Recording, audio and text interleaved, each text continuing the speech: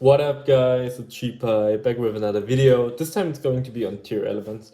I'm gonna be putting out 2 videos for the new format, which is one going to be on Tearlaments and one on Labyrinth, which I think are the 2 best options if you're not playing the fire decks. To be fair, I could have also just done a deck profile about the fire decks, but I feel like those are already almost solved, or like there's not really that much of an insight you might gain from watching a deck profile.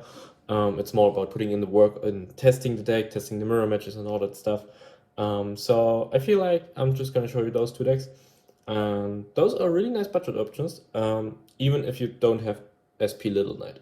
There are alternatives, which I will talk about. But starting off the deck, I feel like it has a nice matchup into the fire decks, because it's one of the decks that carries the least amount its interactions, meaning you can just play into the deck better, or like into its fields. Even though you let them go full combo, it is fine. It is doable to play through it and push through it. Of course, it's always gonna depend on the deck, but to be fair, Tearlaments isn't as luck-based as people make it out to be. Most of the time, those people are just really inexperienced with the deck and don't really know how to handle the sequencing and stuff. And the best part about it, it's always really hard for your opponent to interrupt you, because most of the time they won't know any better what's going to happen. So just take that advantage and make the best out of it.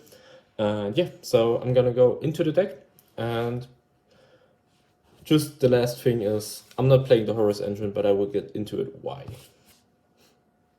Starting it off with the obvious things, we're playing 3 Rhinoheart, 3 names, 3 Tier Cash. Like, those are the names, there is nothing to do about it, like, there's not any insight to gain from it, it's just all 3 names. The only thing is, like, some people are playing 2 Rhinoheart, which is utterly confusing, because even though it's not the best normal summon if you start with it, you always want to mill it, you always want to normal it after you already tried to play without your normal summon. Like, there are so many scenarios in which you just want the card, so you definitely have to play 3. And most of the times, if your mills are really bad and your hand isn't really good, most of the time it was because you didn't hit the Rhinoheart, and if you only play 2, this will come up more often. So I feel like 3 is really mandatory.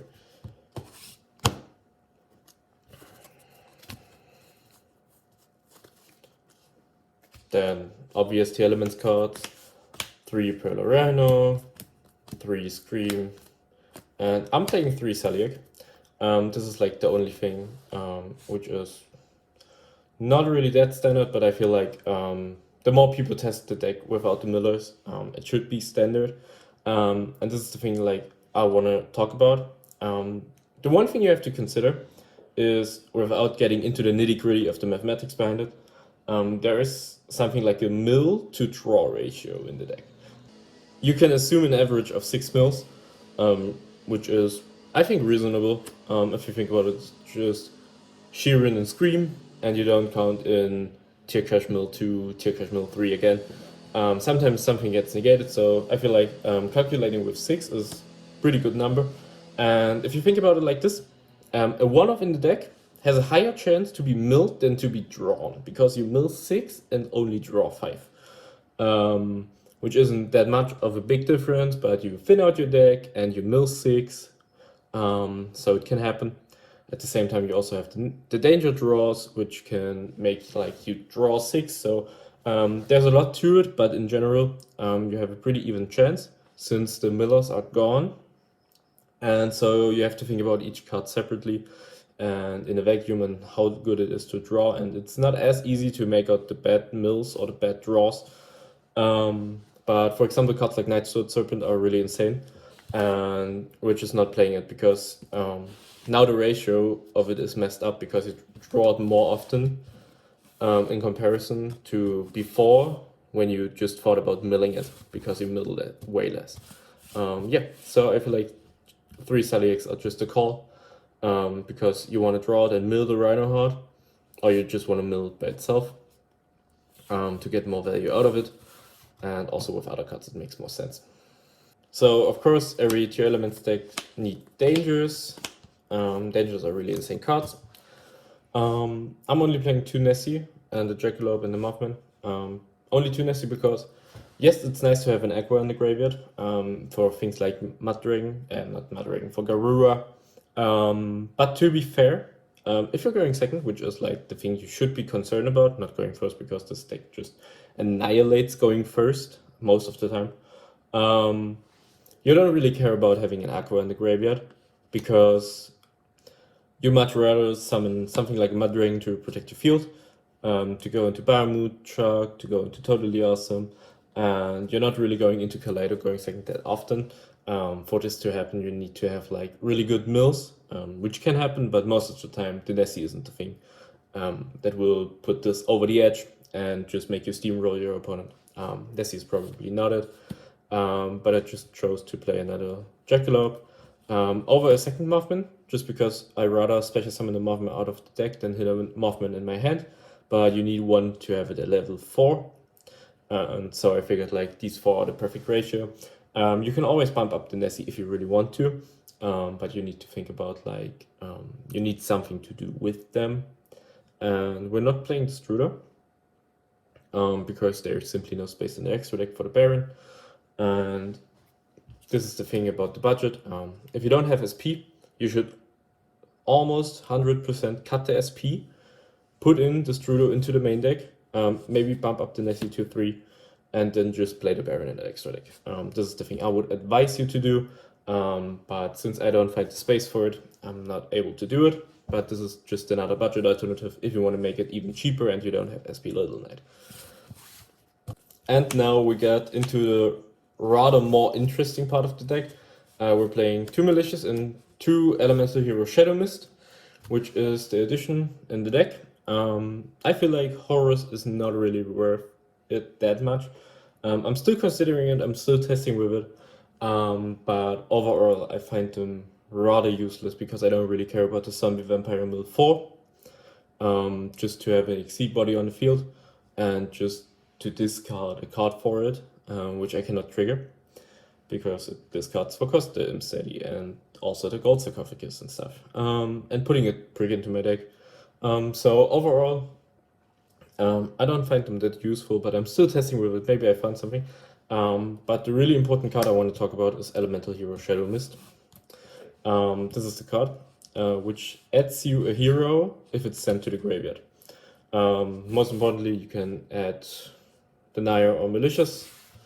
I was also testing versions where I put in an additional hero, Destiny Hero Plasma, and Vision Hero Ferris. If you don't know Ferris, it's just a guy that summons itself from hand by discarding a hero, and it's just more extension and less of a brick because then you have 6 copies of cards you want to draw and 2 of the ones you want to mill, just to get the value rolling. So I thought like this was really good, but for now I'm just sticking with the 2 Shadow Mist because either you draw it or you mill one of the 5. So it's really easy, and it just increases the consistency, and also it's a good mill and a good draw. Of course, much better of a mill than a draw, but in general it just combines the things. For example, if you have Sheeran and Shadow Mist, you can pitch the Shadow Mist, you can normal summon the Shadow Mist to make it a level 4, to make a rank 4 exceed, or just to normal summon it, use Tearlaments Grief and stuff. So I feel like this card is really good. It just really fixes a lot of the problems. And even going second, like, even if you don't go for the Payer trees, just having access to Malicious and Denier just gives you a lot of link bodies to break fields and to build something like Goddess and stuff. So I just feel like this is the perfect card for the deck, especially with the Miller's hit. I tried it before with the Millers, but then you just simply didn't need it because you already milled 5. So think about it like this is the replacement for the Millers, and now you're playing more consistent with less mills. So this card is a really nice consistency too, and I would highly advise it to you. And with it, I'm playing 2 Tearlaments Grief, just because those are Dark Warriors, meaning you can go for either the Tearlament cards like Merly, or you can go for the Rhino Heart to send them, just because those are warriors. For example, if you have a Grief and a Shadow Mist, you can just know the Shadow Mist, activate Grief, summon the Rhino Heart, and either if you have a Tearlaments card in the graveyard or not in the graveyard, in the hand, you can do certain different plays. But if you just want to keep it really simple, you can send to Shadow Mist, and then you can do training 1 Shadow Mist to add, training 2 Rhino Heart to send, and then you have a Beatrice setup, because you can add a Destiny Hero, fuse it away, and then simply just go into Dangerous, pitch a card, go into, go into Beatrice, and then you just play from there. But of course, Tearlaments is a really non-linear deck, so there are not certain combos, but this is just something to keep in mind. And I feel like Grief is really good with it. Also, at the same time, to make the synergy even better, since we're playing 3 Saliak, you will have a higher chance of just hitting the Saliak at the tier cache, banish the Saliak, and over the course of the game, you will just hit a Grief to add back the banished Saliak. So overall, it just makes everything less luck dependent and give you more consistent options over the course of the game. Then, of course, we're playing the 2 Shufflers and the Trivikama. Thing is that the Shufflers are really insane this format, and you really want to hit them. But the downside of them is that they can be stuck in the hand. But this is not the case, same for Trivikama. If you have more Destiny Heroes to fuse into Dangerous, because he needs to pitch a card, and so those are the perfect discards, or even if you go for Sheeran. But in general, it's easier to pitch those and to get more value out of it. So I feel like it's just really reasonable to play the Destiny Heroes and the Millers. Same argument could be made for the Horus Engine, but as mentioned, I feel like I just want to have a rather more consistent deck with the same options every game instead of having more variants. Yeah, so those are the standard cards. And leaving the main deck with the staples, or like with the non-engine, 1 Fenrir, 1 Called by the Grave, triple Super Polymerization, which is the best card in the deck and also arguably one of the best cards in the format, and triple Droplet. Droplet is the card you could argue about of it not being here, because it's not always good enough or like the most valuable thing, but in general, you have those 7 cards to play around draw, which is a card I feel like you should be playing in the main deck. 90% of decks. There are some exceptions to it, but in general, I feel like those are the cards you should be looking out for. And the cool thing is, Droplet can be chained on res of adding a card, so your opponent cannot draw unlock you. Same goes for Super Poly, because your opponent cannot respond to those 2. And then you have Called by the Grave, because it's freaking Called by the Grave, and you can banish the Runix Princess from the graveyard, hand traps, so it's really insane. And we have Fenrir, which is also an insane card. And I feel like having those 8 cards, which literally do nothing when milled, is fine. Because I feel like it is just like one of the sweet spots where you will hit them. Same goes for Pearl Rhino, because as you might have guessed, I'm not playing Foolish Burial Goods or Foolish Burial, because I rather have non-engine as a bad mill than having even more engine, and I feel like engine is really accessible. So I rather chose those cards.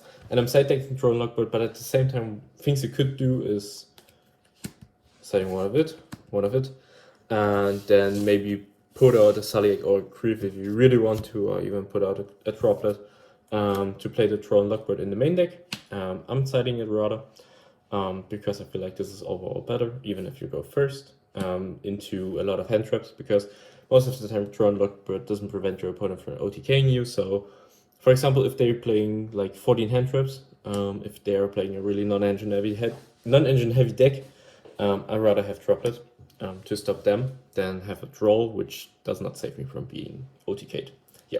So this is the non-engine, this is the main deck. Really simple. The one thing, as mentioned, I feel like is mandatory from now on is the Shadow Mist. You can really tell me what you think about it, but we just get into the extra deck now. Getting out of the way the 5 standard fusions, which are Kaleido, Dragostupelia, Rura, Mudragon, and Dangerous.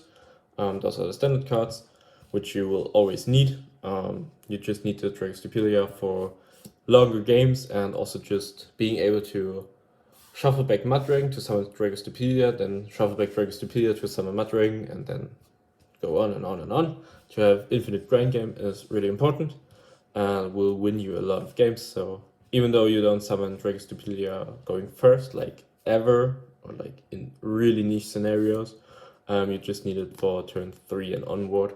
So those are the mandatory fusions. Then of course Beatrice is the best card, which is the reason why Tier is still insane. Even if it's negated, you can use it next turn. Pretty bonkers card. Also why the Destiny heroes are insane. One redoer for corner cases. This could be the Baron for the Destrudo. This is something you can figure out, but it's just giving you more variance, because sometimes you really need the redoer to do more things on your opponent's turn, or just to play around cards like Nibiru, which also does the Destrudo, but is not always accessible. So I will be continue testing without the redoer, but most of the time, even against hand traps, it just comes up. It is a nice card in the end, so I'm not really feeling like cutting it, but it could be the one card to cut for the Baron. Then one of the newest additions is Typhon, which is an insane card, because I feel like if your deck can play on your opponent's turn, you should be playing Typhon, because this card is just a saving grace for a lot of situations going second, and at the same time just clears a lot of problems. And as long as you can play on your opponent's turn, it is fine, because locking you out of your own turn is okay if it's the last thing you do.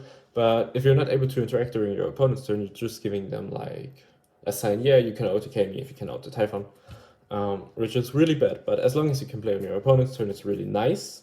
Only thing to keep in mind is if you have Polarano up and summon Tierkash, you cannot trigger it under the Typhon. And getting into the last 2 XC monsters, Biomood and Toad, which are the reason why the deck is insane, just because you can build them really easy. Also, Shadow Mist helps by summoning Mudragon for going into the Toad. So it just bridges the gap of ending on Toad and Beatrice, which is the thing you always want to do. The bare minimum you want to end on is Beatrice, Toad, IP Masquerena, and then you can just play from there. As possible targets for the Masquerena is Underworld Goddess and Sprint. I don't feel like you need something like Access Code, because those cards are already clearing everything, because you have so many in-engine things to clear everything. So I don't feel like there's a need for Access Code. I just feel like Goddess is better. And the nice thing about the deck is like you can pump out so many bodies, especially with something like a Charmer. You can just go for Underworld Goddess and OTK at the same time, which is really insane. Not a lot of decks can do it. But also you can do things like summon a Goddess, link something away, and if you don't need the Goddess, you can put a Typhon over it and stuff. It's really good. So I feel like Goddess is really mandatory for the deck. Also, nice target for IP. And the last card is SP Little Knight. The coolest card in Yu-Gi-Oh!, which makes going second better. But if you cannot afford it, obviously, just play something like the Baron. You don't really need it that often in the deck. You can just go IP into Goddess or IP into Sprint going second, which is also really good. Especially if you leave up a Bahamut Shark with 1 material, then the Sprint becomes also another interaction. So yeah, I feel like this is a good budget deck for the format. And especially a really fun deck, because I still stand by the point, everybody who hates Tearlaments has just not played it before.